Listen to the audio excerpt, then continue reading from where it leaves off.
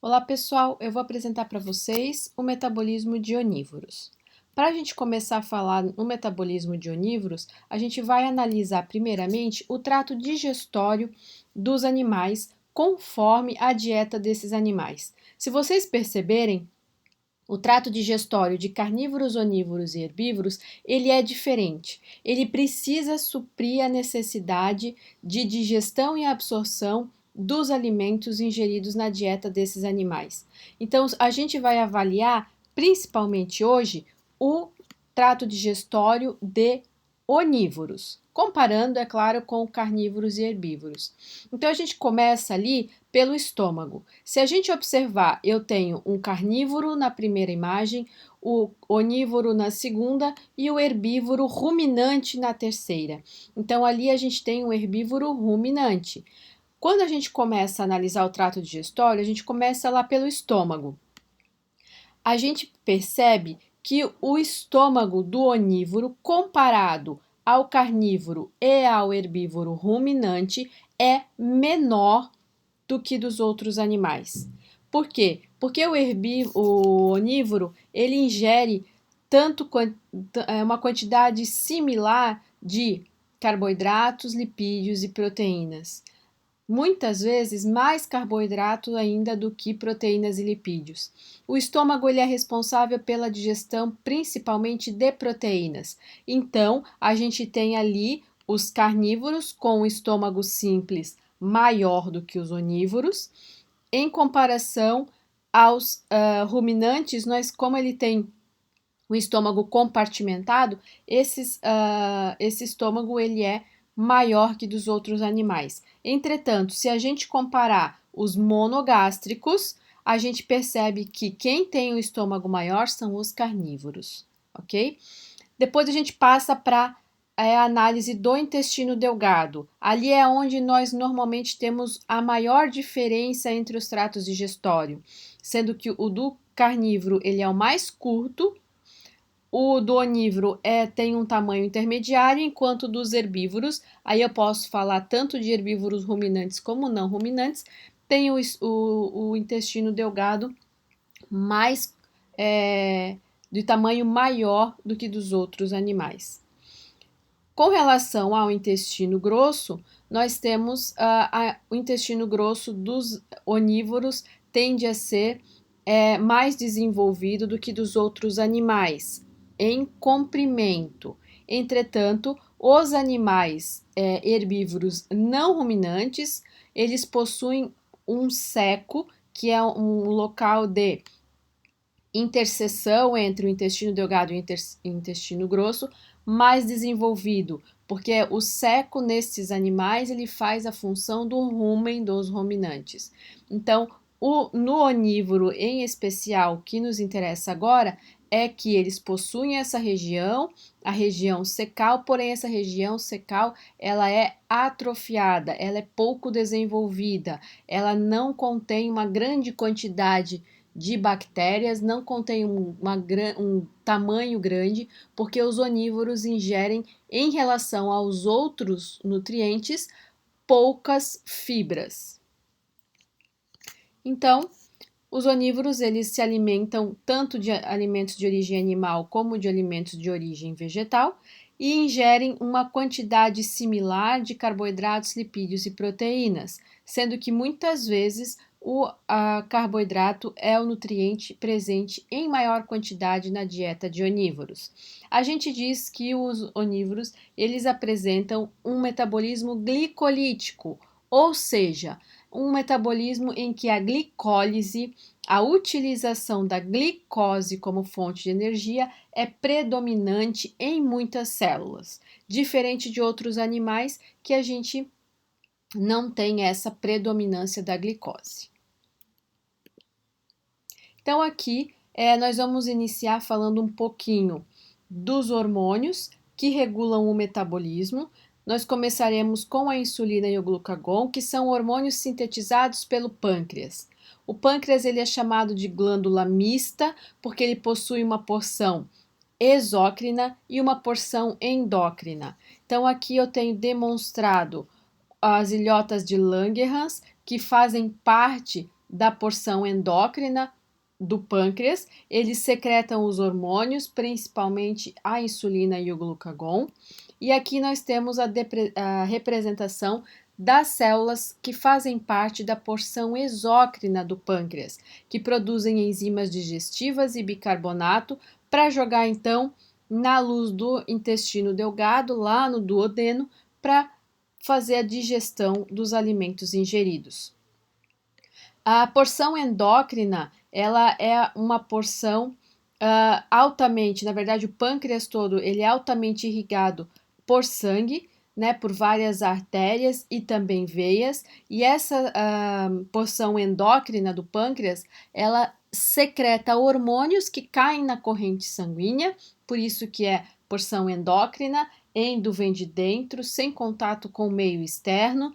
Então, os hormônios sintetizados e secretados pelo pâncreas são jogados na corrente sanguínea e chegam até as suas células-alvo, que são as células onde eles vão fazer a sua função.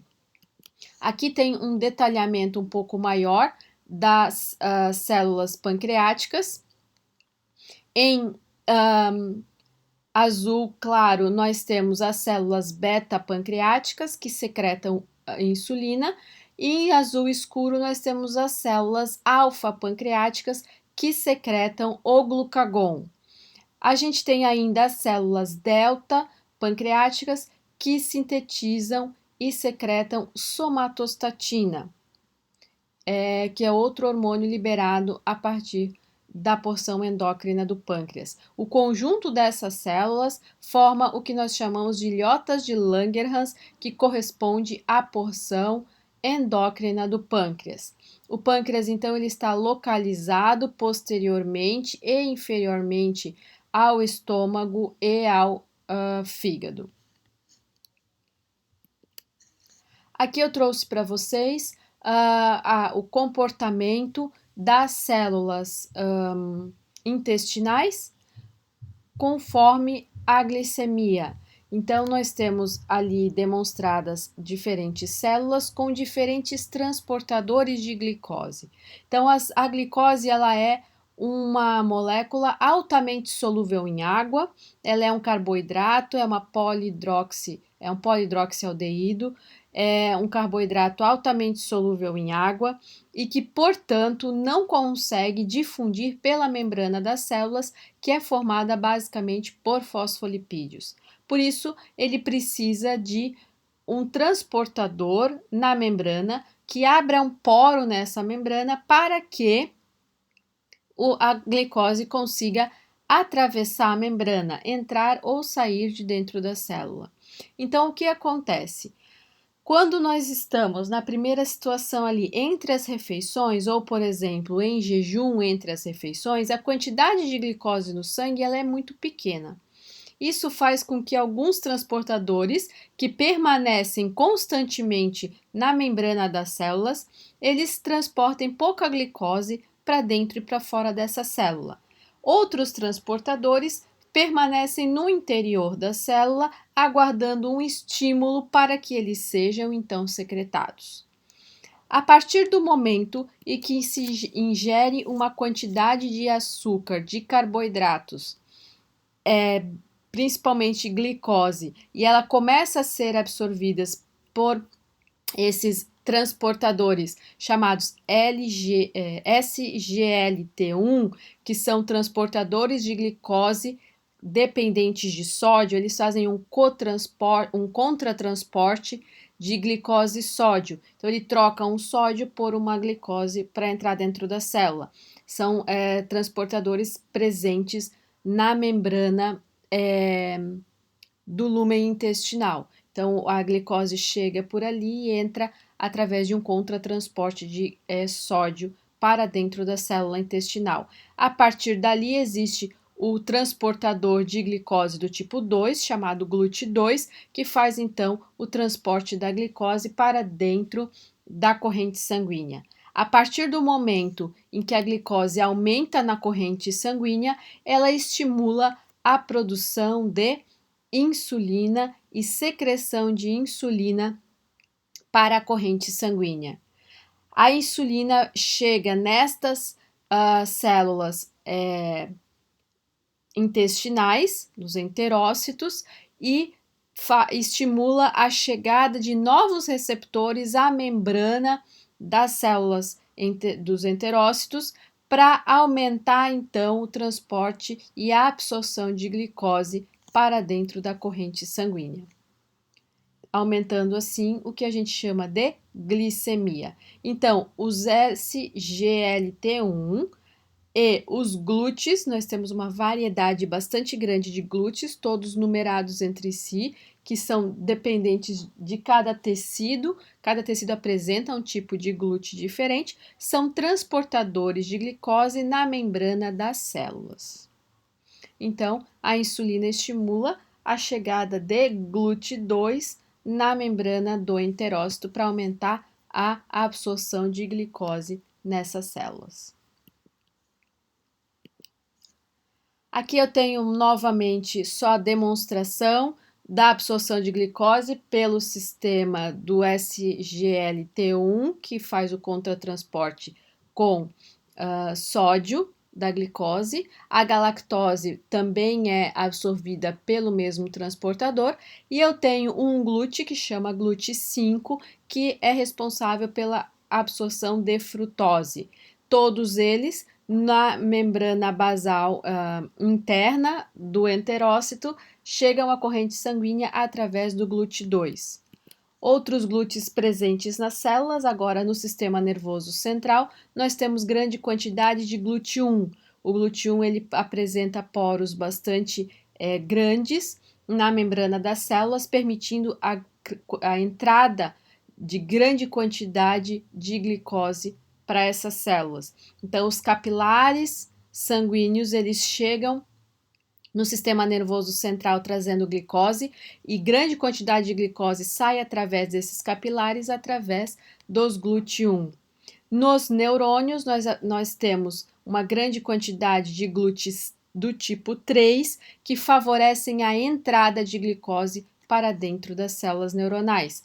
Lembrando que a glicose é a principal fonte de energia para os neurônios.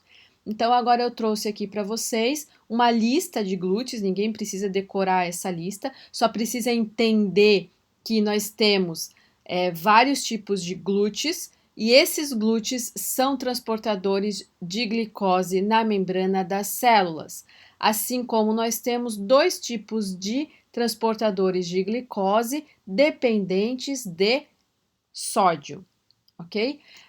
Um glúteo que é importante conhecer é o GLUT4. O GLUT4 está presente nos músculos esquelético e músculo cardíaco, além dos tecidos adiposos, marrom e branco.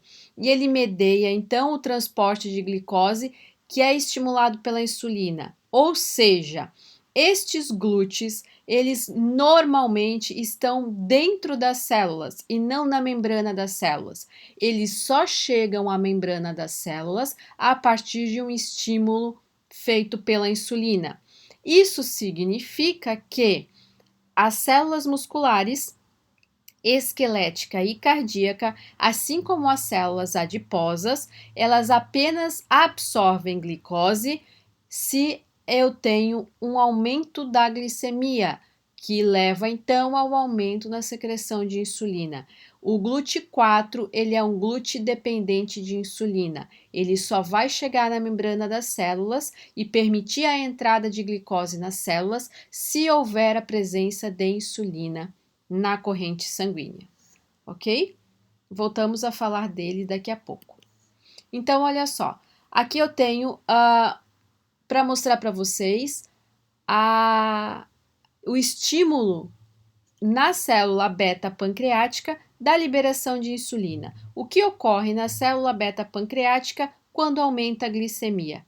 Então, ali eu tenho a glicose aumentada na corrente sanguínea, então maior do que 5,5 milimols por litro, significa que ela está aumentada, e ela entra na célula beta-pancreática através dos GLUT2.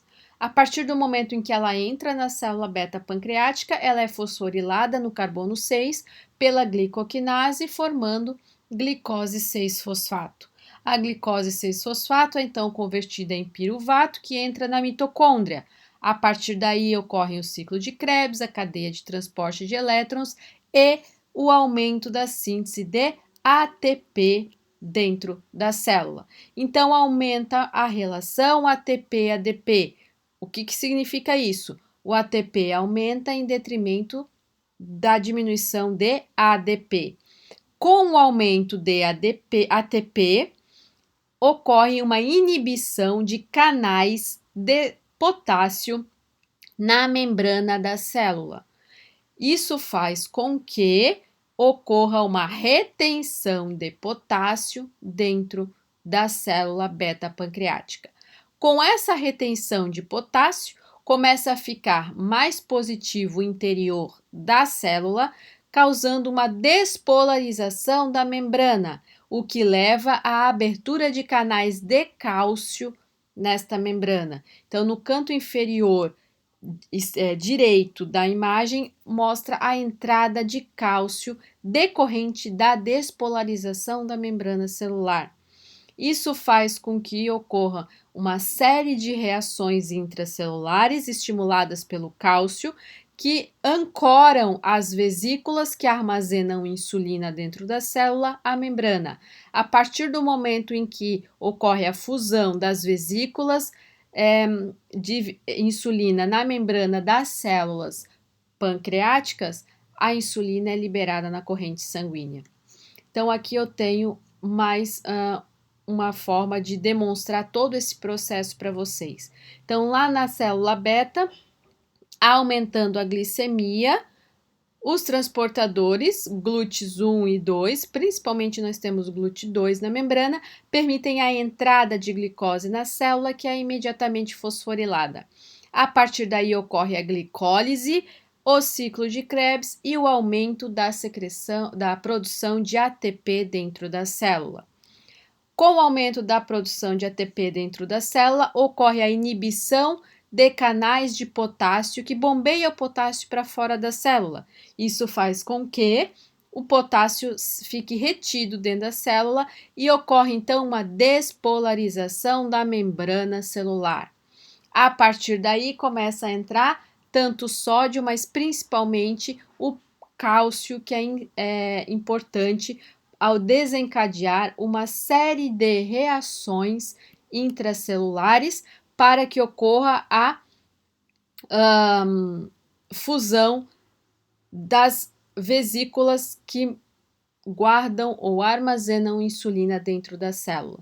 Então, a secreção de insulina, ela depende da entrada de glicose na célula, aumento de ATP dentro da célula, inibição da bomba de potássio presente na membrana da célula, despolarização da membrana celular, entrada de cálcio e a fusão, então, das vesículas de insulina na membrana da célula. Isso tudo ocorre em duas fases. Nesse gráfico que nós temos ali, nós percebemos que a liberação de insulina, ela é dividida em duas fases.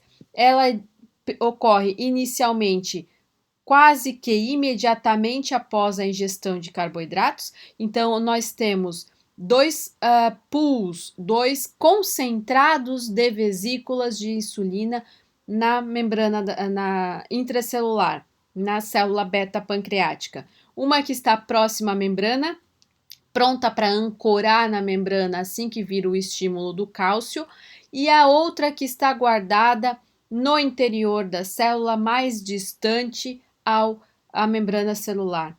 Então, a partir do momento em que começa a aumentar cálcio, as vesículas que estão próximas à membrana liberam uma grande quantidade de insulina na corrente sanguínea. Isso dura em torno de 5 a 6 minutos após a ingestão de comida. Então, é o primeiro pico ali de liberação de insulina.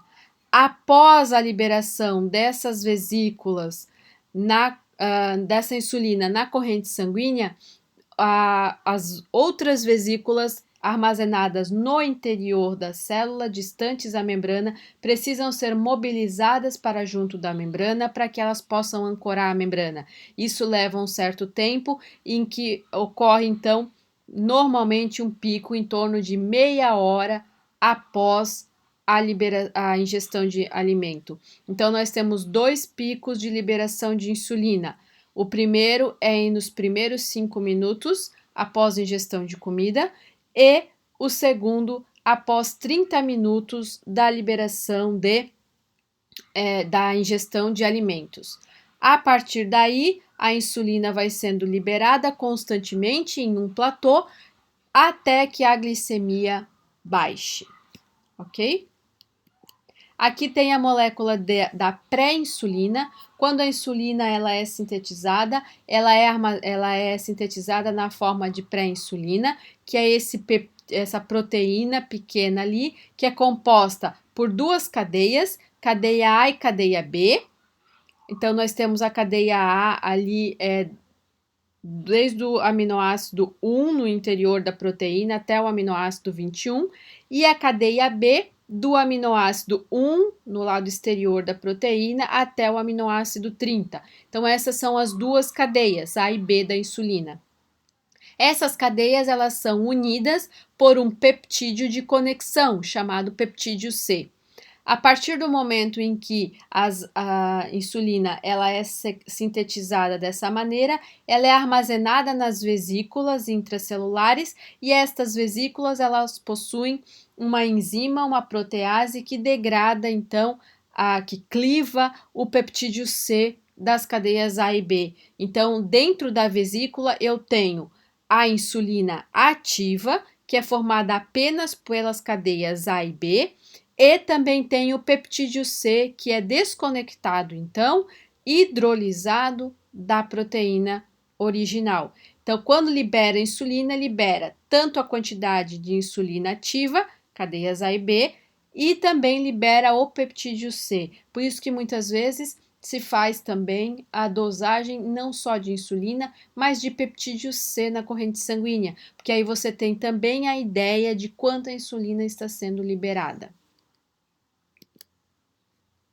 A partir do momento em que ocorrem todas as alterações intracelulares para a liberação de insulina na corrente sanguínea, a insulina, que é uma proteína, portanto, ela é hidrossolúvel, ela trafega na corrente sanguínea livremente, ela não precisa ser transportada por nenhum transportador na corrente sanguínea. Então, a insulina ela trafega na corrente sanguínea e age através dos seus receptores de membrana nas células. Então, a insulina ela não entra na sua célula-alvo.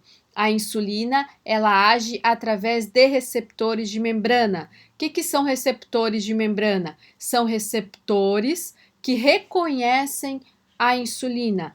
O que é um receptor? É uma proteína. Então, a insulina ela é reconhecida por uma proteína presente na membrana celular. Aqui eu tenho a demonstração da ação da insulina em uma célula de músculo, de uma célula muscular.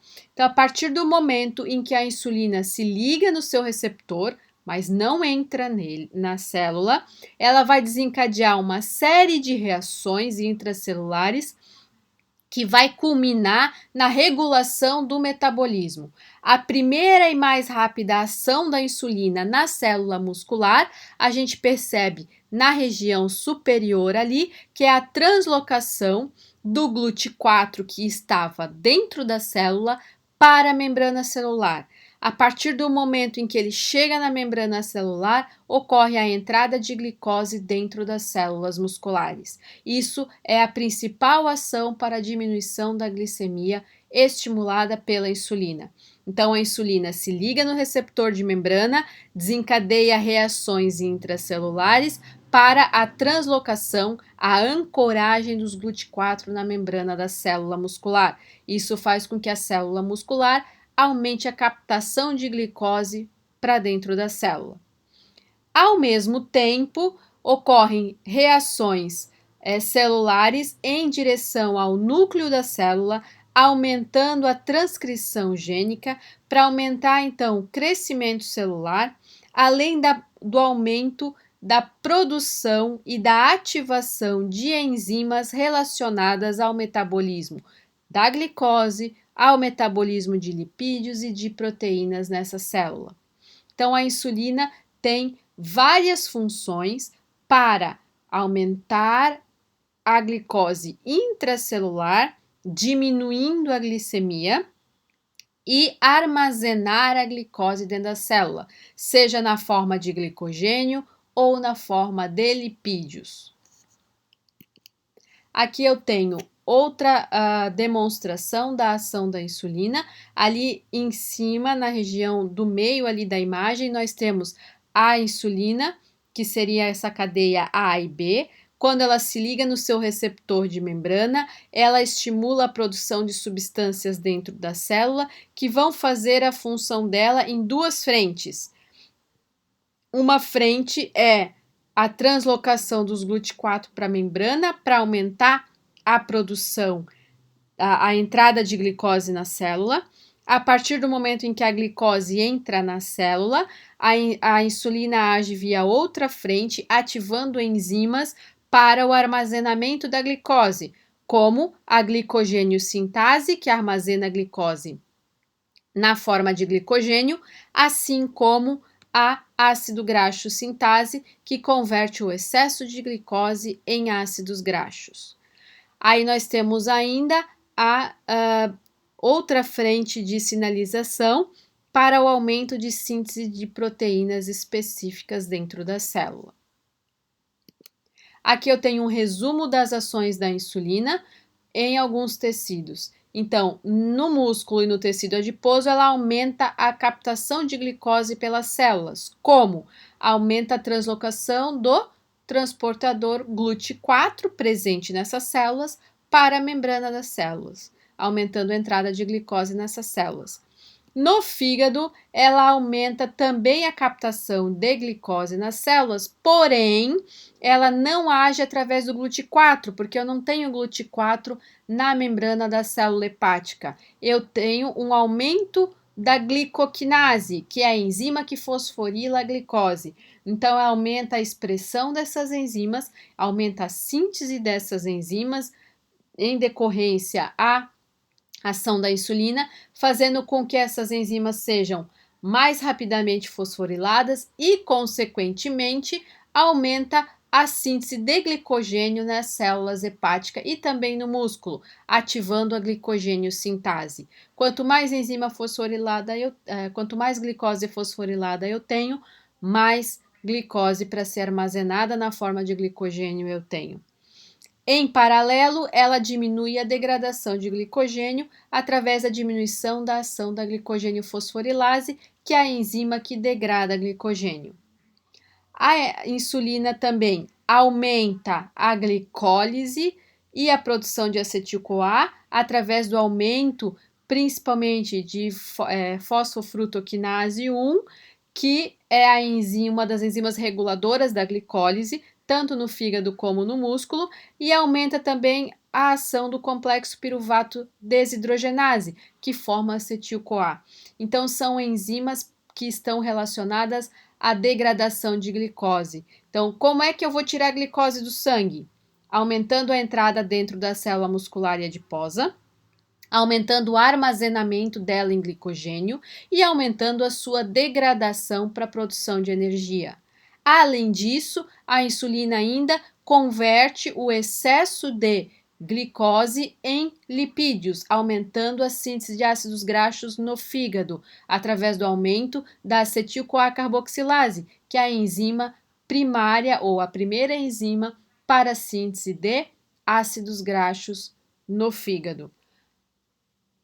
E por último, ela age no tecido adiposo, aumentando a síntese de triglicerídeos na célula adiposa, culminando no maior armazenamento de glicose na forma de lipídios, através do aumento da lipase lipoproteica. Então, a insulina ela tem várias frentes.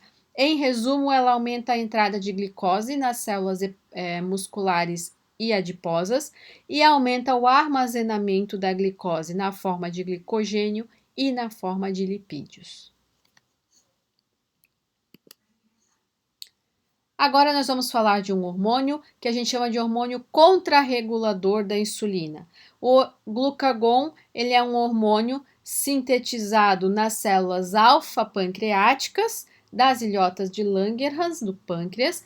Ele é um peptídeo que contém 29 aminoácidos, então ele é um hormônio pequeno, solúvel em água também, sendo um peptídeo, ele é solúvel em água e trafega na corrente sanguínea livremente. Então, aqui eu tenho demonstrado para vocês a regulação da secreção de glucagon. Então, na imagem de cima, eu tenho a demonstração de uma célula beta em azul e uma célula alfa em amarelo. A célula beta normalmente libera insulina e a célula alfa libera glucagon.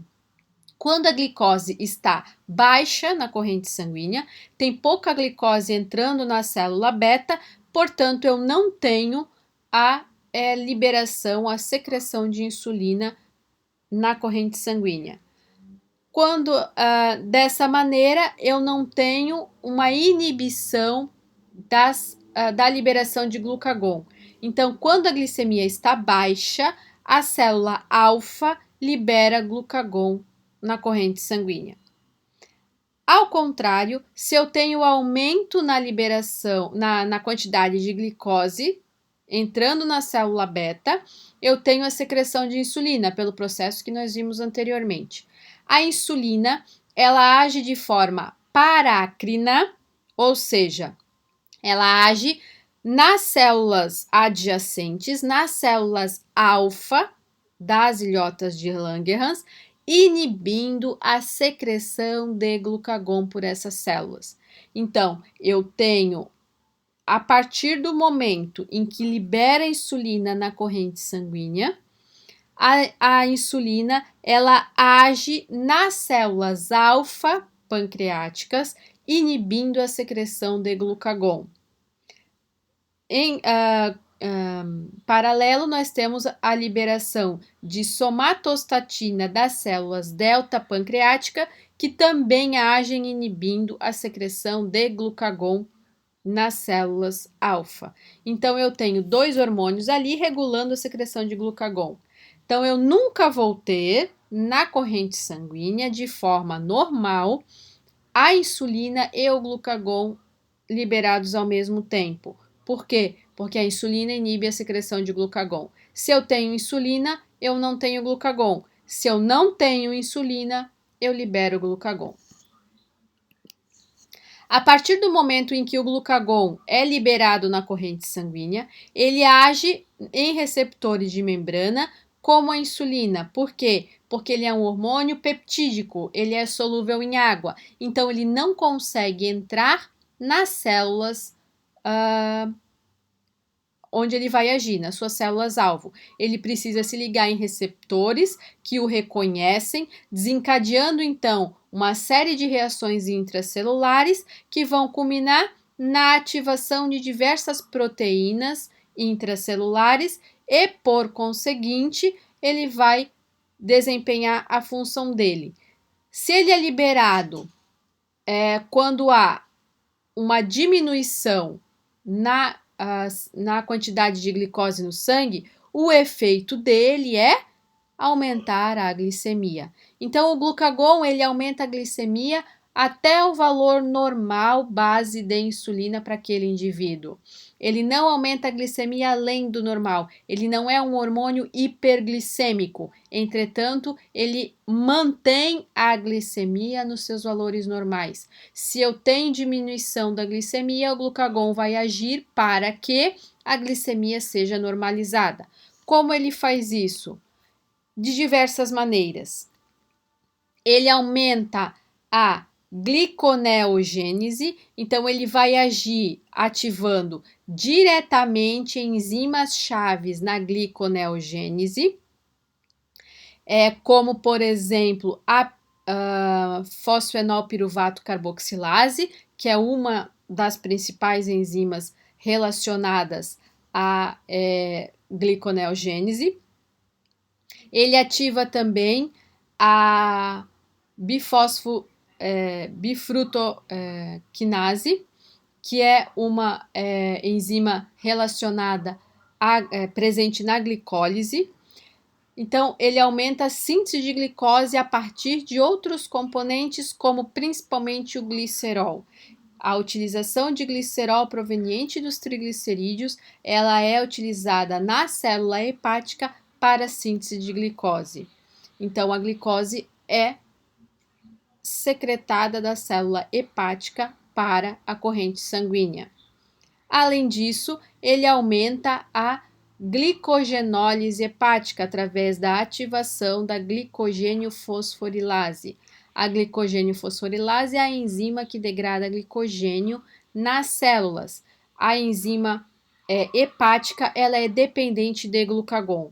Então, o glucagon ele age ativando várias enzimas para a degradação de glicogênio e síntese de glicose na célula hepática. A partir do momento que a glicose ela é produzida na célula hepática, ela é secretada para a corrente sanguínea, mantendo a glicemia. Então, aqui eu tenho alguns efeitos listados do glucagon. O glucagon, ele aumenta a degradação de glicogênio no fígado, como eu havia dito, para liberar glicose na corrente sanguínea através da ativação da glicogênio fosforilase. E diminui a síntese de glicogênio através da inibição da glicogênio sintase. Então, é efeito completamente diferente da insulina. Ele diminui a glicólise hepática, porque o fígado tem a função de manter a glicemia no jejum. Se ele tem essa função, ele não pode usar a glicose que ele guardou na forma de glicogênio. E ele também não pode usar a glicose que ele está produzindo a partir da gliconeogênese. Então, ele não usa a glicose como fonte de energia através da inibição da fosfofrutoquinase. Aumenta a gliconeogênese a partir principalmente da síntese de colesterol a partir de glicerol, podendo utilizar também aminoácidos como fonte de glicose, além do lactato e do oxaloacetato. Através da ativação da bifrutofosfatase e da fosfenolpiruvato carboxilase. Aumenta a mobilização de ácidos graxos do tecido adiposo. Essa é uma das principais ações do glucagon para fornecer uma fonte alternativa de energia para as células, principalmente fígado e músculo, que passam a usar menos glicose para produzir energia.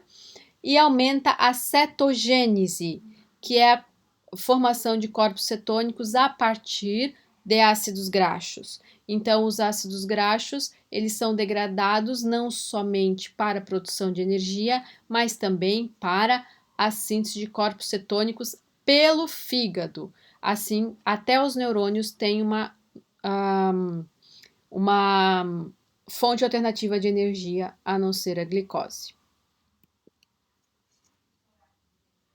Aqui eu tenho um resumo da ação de vários hormônios. Aqui eu tenho, inclusive, adrenalina e glucagon, que eu vou falar daqui a pouco, no estado absortivo, ou seja, no estado pós-absortivo, que é no período de jejum.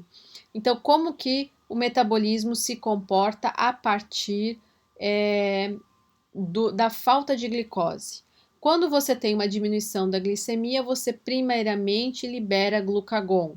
O glucagon em repouso é o único hormônio que vai ser liberado na corrente sanguínea para que você tenha a manutenção da glicemia e a oferta de lipídios para as células. Então, o glucagon ele age predominantemente sobre os triglicerídeos do tecido adiposo, fazendo com que eles sejam degradados em ácidos graxos e glicerol. Esses ácidos graxos vão ser direcionados tanto às células hepáticas como musculares para atuar como fonte de energia. Na célula hepática, esses ácidos graxos podem ainda ser utilizados para a síntese de corpos cetônicos. No fígado, a ação do glucagon ela está relacionada principalmente à degradação de glicogênio e a gliconeogênese, para liberação de glicose no sangue e manutenção da glicemia. Já na célula muscular, eu não tenho ação direta do glucagon. O músculo, no período de jejum, entre as refeições, não num jejum prolongado, ele age sem diminuir, sem degradar o seu glicogênio, sem degradar a sua proteína. O que o músculo faz no jejum de curta duração, onde eu ainda não tenho adrenalina e ainda não tenho cortisol? Só a ação do glucagon sobre as células. Como o músculo é insensível ao glucagon, ele vai utilizar ácidos graxos para produzir energia, porque não vai entrar glicose na célula e o glicogênio dele estará mantido preservado, sem ação hormonal agindo na célula. E ele pode utilizar também corpos cetônicos para produzir energia. Então, no jejum entre as refeições, que é o jejum de curta duração, eu não tenho adrenalina e cortisol, eu tenho apenas o glucagon. Dessa maneira, eu tenho a ação do hormônio só no fígado e no tecido adiposo. Os músculos não alteram muito o seu metabolismo. Qual é o metabolismo muscular? Degradação de ácidos graxos como fonte de energia e, eventualmente, se o jejum se perdurar um pouco mais, de corpos cetônicos. Não há degradação de glicogênio e nem de proteínas. Agora, se eu tiver um jejum prolongado, se esse animal ficar muito tempo sem comer e isso começar a gerar um estresse para o organismo dele, ele vai começar a liberar um hormônio chamado de cortisol. O cortisol ele tem as mesmas funções do glucagon no fígado e no tecido adiposo, mas ele age também nos músculos, fazendo com que ocorra a degradação de proteínas em aminoácidos. A partir daí, os aminoácidos podem servir também para o músculo como fonte de energia. Alguns aminoácidos, chamados aminoácidos glicogênicos, como a alanina, podem ser direcionadas ao fígado para entrar na gliconeogênese. Então, a partir do momento em que ocorre um estresse no organismo a partir do jejum, se esse jejum for prolongado, isso varia muito de animal para animal, isso varia conforme o que ele comeu, o metabolismo dele, o gasto energético dele. Então, se a glicemia cai muito, aí é liberado cortisol, que é um hormônio hiperglicêmico, que vai fazer com que ocorra aumento na liberação de glicose pelas células hepáticas, aumento na liberação de ácidos graxos e glicerol pelo tecido adiposo, além de degradação de proteínas nos músculos. Esses aminoácidos resultantes da degradação de proteína muscular, ele pode ser direcionado ao fígado e servir como fonte de energia. Com relação à adrenalina, nós temos a liberação de adrenalina sempre num momento de luta e fuga ou mesmo no momento de atividade física. Então, quando ocorre a liberação de adrenalina, ocorrem no fígado e no tecido adiposo as mesmas ações relacionadas ao glucagon, entretanto, no músculo ocorre a degradação de glicogênio. A glicogenólise muscular é estimulada pela adrenalina, fazendo com que a glicose armazenada nos músculos seja utilizada como fonte de energia. Aqui eu tenho, então, o metabolismo absortivo. A partir do momento que o animal comeu, ocorre a liberação de insulina na corrente sanguínea e a insulina age no fígado, no músculo e no tecido adiposo, aumentando a entrada de glicose nessas células, estimulando o armazenamento da glicose nessas células. No músculo, a glicose vai ser armazenada na forma de glicogênio e vai servir como fonte de energia. No fígado, a glicose vai ser armazenada na forma de glicogênio, vai servir como fonte de energia, vai servir como fonte de pentoses fosfato para, por exemplo, a síntese de ribose, para síntese de RNA e DNA, Ela vai servir também para a síntese de ácidos graxos, então o excesso de glicose vai ser armazenado em lipídios, que por sua vez vão ser direcionados ao tecido adiposo. E no tecido adiposo, a glicose vai ser utilizada também como fonte de energia, vai ser utilizada como fonte de pentose fosfato e principalmente vai ser direcionada à síntese de lipídios para ser armazenada na forma de triglicerídeos. Aqui, novamente, a ação da insulina e do glucagon nas células, demonstrando principalmente que o glucagon não age nos músculos. O glucagon ele só tem receptores no fígado e no tecido adiposo, portanto, a ação dele é no fígado e no tecido adiposo, ok? Então, vamos falar um pouquinho das glândulas suprarrenais e da sua regulação no metabolismo. Então, os hormônios das glândulas suprarrenais são a adrenalina, noradrenalina e o cortisol.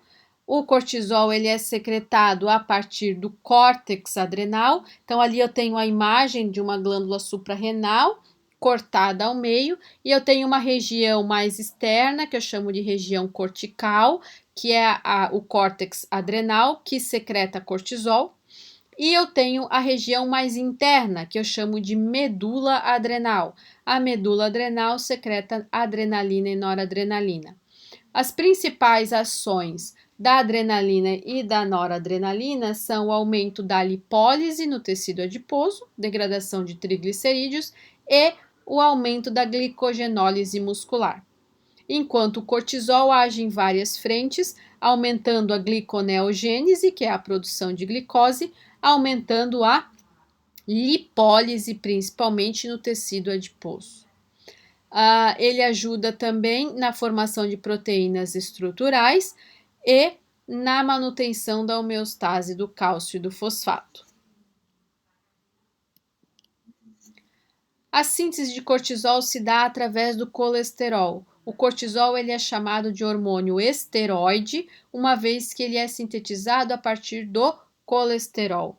A partir do momento em que a célula adrenal, o córtex adrenal, recebe colesterol, ele vai seguir por diversas reações até formar pregnenolona, progesterona e a partir da progesterona vai formar o cortisol. O cortisol ele é chamado de glicocorticoide porque ele aumenta a glicemia, tá? Ele afeta principalmente o metabolismo de proteínas e carboidratos, já que ele degrada proteínas musculares e aumenta a gliconeogênese hepática.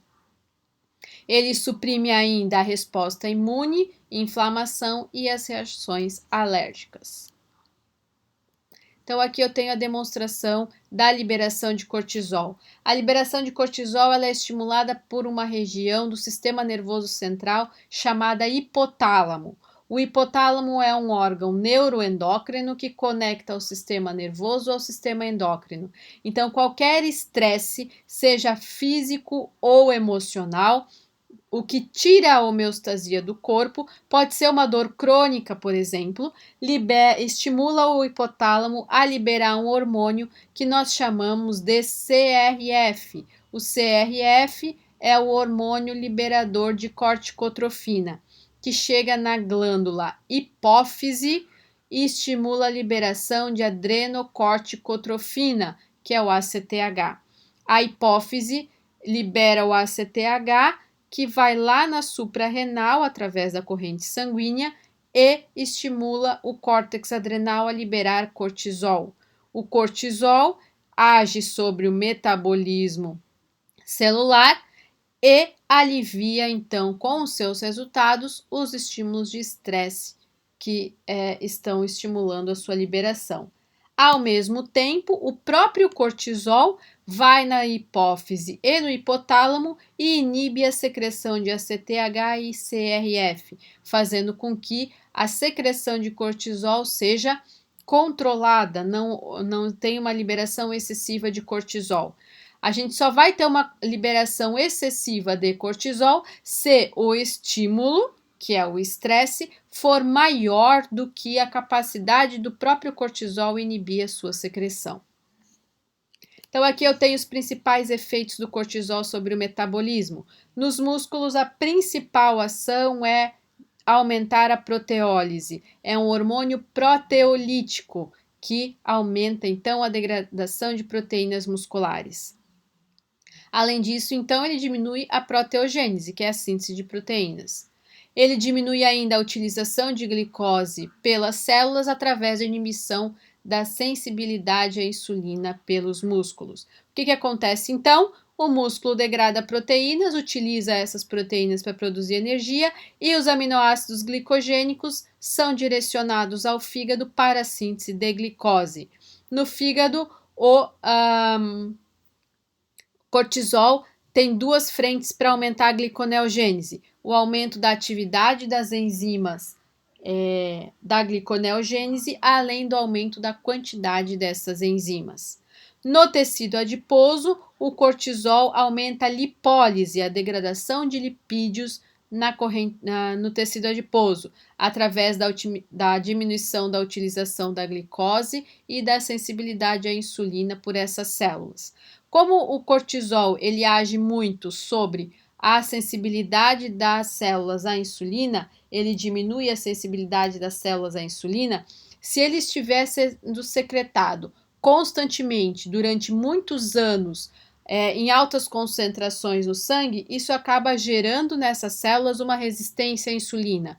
Essa é a principal relação entre o estresse e o diabetes tipo 2, que é caracterizado pela resistência à insulina. Então, as células possuem o receptor de insulina, porém elas têm dificuldade em reconhecer esse hormônio, diminuindo a entrada de glicose nas células, permanecendo então a glicemia elevada por muito tempo e às vezes até em altas concentrações no sangue.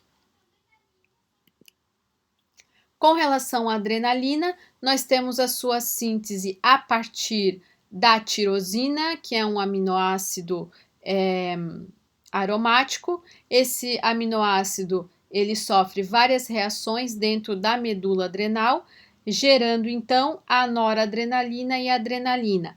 A maior parte dos hormônios liberados pela medula adrenal são na forma de adrenalina. Entretanto, se ocorre um estímulo para a liberação de adrenalina, que é via sistema nervoso autônomo, na suprarrenal, ela pode liberar noradrenalina, que não é a forma final ainda da adrenalina. Isso não muda muito o mecanismo de ação, porque existem receptores para adrenalina e noradrenalina nas células e a ação das duas é a mesma.